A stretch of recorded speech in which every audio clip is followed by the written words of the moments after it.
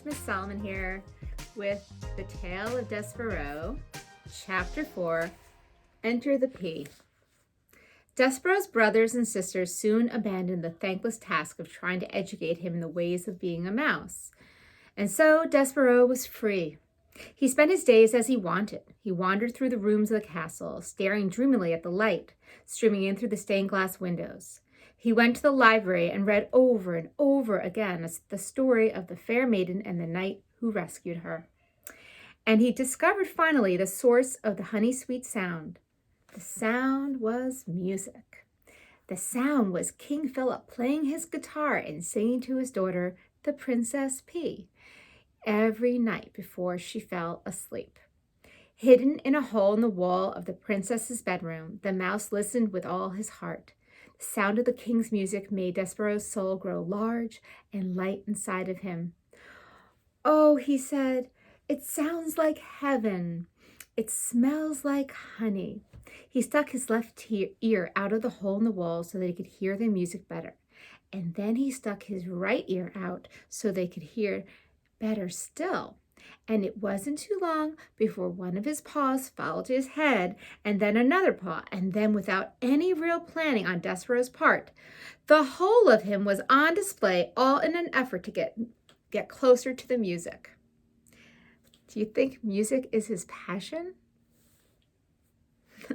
Now, while Despereaux did not indulge in many of the normal behaviors of mice, he did adhere to one of the most basic and elemental of all the mice rules.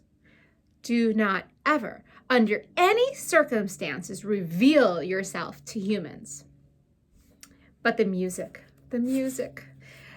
made him lose his head and act against in the few small mouse instincts he was in possession of. And because of this, he revealed himself. And in no time at all, he was spied by the sharp-eyed Princess Pea. "Oh, Papa," she said, "look, a mouse."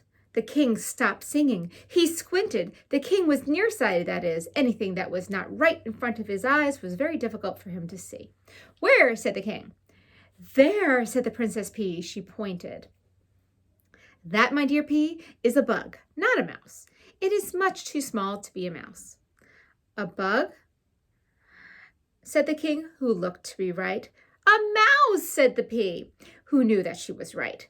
As for Despereaux, he was beginning to realize that he had made a very grave error. He trembled. He shook. He sneezed. He considered fainting. "He's frightened," said the Pea. "Look, he's so afraid he's shaking. I think he was listening to the music. Play something, Papa." A king play music for a bug? Said the king.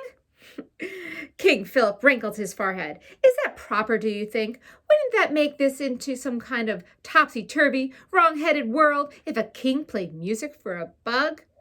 "Papa, I told you, he's a mouse," said the Pea. "Please?" "Oh, well, if it will make you happy, I, the king, will play music for a bug." "A mouse," corrected the Pea. The king adjusted his heavy gold crown. He cleared his throat. He strummed the guitar and started to sing a song about stardust. The song was as sweet as light shining through the stained glass windows, as captivating as a story in a book. Despereaux forgot all his fear. He only wanted to hear the music. He crept closer and then closer still until, reader, he was sitting right at the foot of the king. And that is the end of this chapter. And tomorrow we shall read chapter 5, What Frollo Saw.